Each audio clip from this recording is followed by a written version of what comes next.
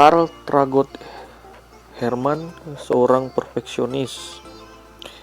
Nah, ada juga penginjil bernama Karl Tragot Herman yang datang di tanah Minahasa pada tanggal 17 Desember 1836. Herman ini mendapat kepercayaan bertugas di Sendeling Pos yang ada di kota Amurang. Sekarang termasuk wilayah Kabupaten Minahasa Selatan. Pada tanggal 1 Januari 1873, ia memulai pekerjaannya di daerah selatan Minahasa dengan menyampaikan khotbah perdananya.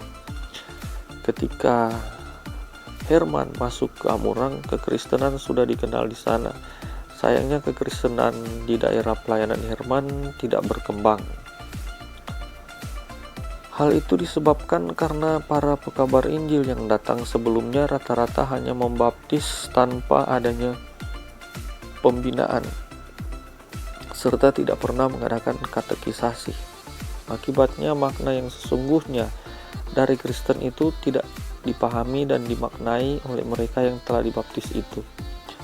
Namun ketika Herman bertugas di sana, orang-orang disadarkan bahwa kekristenan mereka masih dangkal dan perlu ditingkatkan lagi. Dengan penuh perhatian dan kasih sayang, Herman mengarahkan pelayanannya dengan baik. Hasilnya jemaat pun berkembang karena banyak orang meninggalkan kekafiran atau kepercayaan yang lama dan gereja mendapatkan bentuknya yang lain dan mendasar dari sebelumnya. Dalam pelayanannya, Herman merasa bangga dengan apa yang dapat dilakukannya. Bahkan ia begitu menikmatinya sehingga ia dapat menaklukkan hati dari para pribumi Minahasa yang lain yang ada di daerah pegunungan untuk memeluk kepercayaan pada Tuhan Yesus Kristus. Herman yang suka akan kesempurnaan ternyata termasuk juga orang yang suka mengembara. Karena itu pelayanannya tidak hanya menetap di satu tempat saja. Dengan tidak mengenal lelah, ia menggarap ladang pelayanannya di desa Wubuk dengan sangat baik. Dari Wubuk ia berangkat ke desa Kapoya yang dalam bahasa daerah artinya pepaya. Lalu terus sampai ke Rumoong dan terus menyebarkan Injil Yesus Kristus sampai ke pantai di daerah Munte. Setelah berhasil menyampaikan Injil di daerah-daerah itu, ia menyusur pegunungan di belakang Amurang sampai ke daerah Tonsawang. Kemudian ia beroperasi di salah satu sisi sungai Ranoyapo dan terus melanjutkan misinya sampai ke desa Kumelembuai. Kumelembuai yang dimaksud di sini adalah yang di Minahasa Selatan. Di setiap daerah yang disinggahinya, Herman mendirikan sekolah dan juga mendirikan jemaat.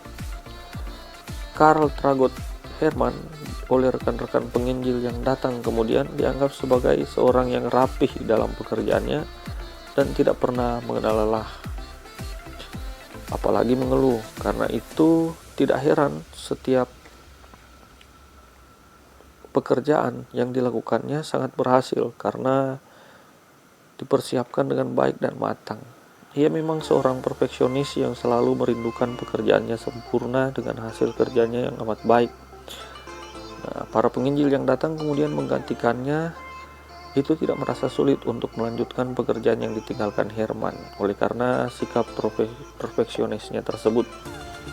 Setelah memberitakan Injil, mendirikan sekolah-sekolah dan mengumpulkan jemaat, Herman merupakan satu-satunya penginjil di tanah Minahasa yang mengusahakan penerjemahan Injil Matius ke dalam bahasa Melayu rendah untuk menjangkau pelayanan Injil yang lebih luas.